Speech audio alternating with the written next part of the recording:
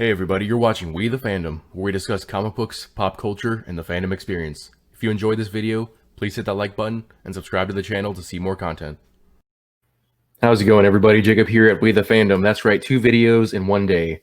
So I pre-ordered the deluxe edition of Marvel's Avengers, the video game, and so I got to have the 72-hour early access, which meant that I started playing it on Tuesday morning. I finished the campaign, I think Wednesday night, and I meant to make a video then, but I've been busy with work, so I'm reviewing it right now. And oh my God, was it amazing! It was an amazing game. It's been years since I was so, I guess, into a video game. I mean, I spent 16 hours playing it the first day, so that should tell you something. It's definitely a recommend. I have one big problem with it, one small one, but the rest is golden. So I'll talk about the campaign first. I have played a little bit of the multiplayer afterwards, but the campaign, my big gripe with it is something I've already mentioned before, that being Kamala Khan, aka Miss Marvel.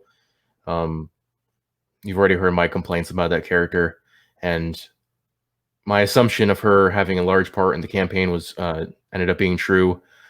She is the main character, and you do play her quite a bit. I'd say the first 1/3 of the campaign, you get to play either as her or the Hulk. So obviously you don't get too many options there, and the options are even less because there are certain missions throughout the game in which you do actually have to play as Miss Marvel, which means that if you don't play with her enough and you don't level her up, you're gonna get messed up at some point. And that's what happened to me. There's 4 levels to the game. You can play on easy, normal, hard, or brutal. I played hard, and playing a level kind of later in the game, having neglected to level up Miss Marvel, it really screwed me over. It took me a whole bunch of tries to get this level accomplished. So you will have to try to give the characters equal attention when you're playing the campaign. Luckily, in the second half of the game, you do unlock more characters, the story gets better, and you usually get to play as whoever you want. And you'll continue to pick or play as whichever character you want to main with throughout the campaign, and then you'll save the same like leveling up and all that when you play the multiplayer. So yeah, that was my big issue with the campaign. The small one is that the game gets a tiny bit glitchy here and there, but only for a few seconds, not anything big so far. I am playing on Xbox, so people on PC or PlayStation might have a different experience with that. But with the multiplayer, it's the War Table mode. And with War Table, you're basically playing missions that are kind of an extension of the campaign. So it keeps you interested. I've heard a lot of people say it's like Destiny. I've never played Destiny, so I can't speak to that. But I still enjoy it. And to get back to the campaign real quick, it is a story mode.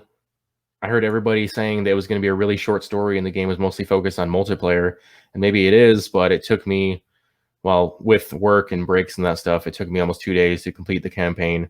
So it was a lot longer than I thought it'd be. And there's tons of side missions within the campaign that some of them I skipped over, and they're part of the story, but they're also part of giving you more chances to level up each character and try to level up each character equally so that when you have to play as them, you have easier time in the game.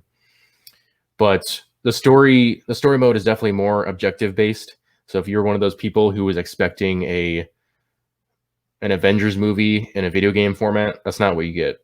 I still enjoyed the story. It was kind of generic, and there wasn't a whole lot of mystery to it. There is kind of a big surprise towards the end of the campaign, which maybe isn't a surprise depending on who you are, but I won't spoil that. So for me, I still enjoyed the campaign, despite it being a lot more objective-based rather than story. Cutscenes were good, though. Again, the cutscenes at the very beginning with Miss Marvel are very cringy, so keep that in mind when you play the game. But yeah, for both the campaign and War Table, utilize the same system for leveling up your character, including utilizing different gear, spending points to upgrade your character's skills. It's all very, I won't say simple, but it's easy to use. I've played games like Assassin's Creed where they have giant skill trees and like menus for creating weapons and stuff, and it gets kind of complicated. This Marvel's Avengers does have skill trees for each character, but it's a lot simpler. Like I said, a lot easier to use, and I enjoy it. It's got cosmetics section where you can choose the look of your character, which it'll give you a few outfits at the very beginning. There's a thing called the challenge card, which if you played like any of the Call of Duties in the last few years, it's kind of like a season pass, except I'm pretty sure you don't pay for it unless I got it for free because I got the deluxe edition.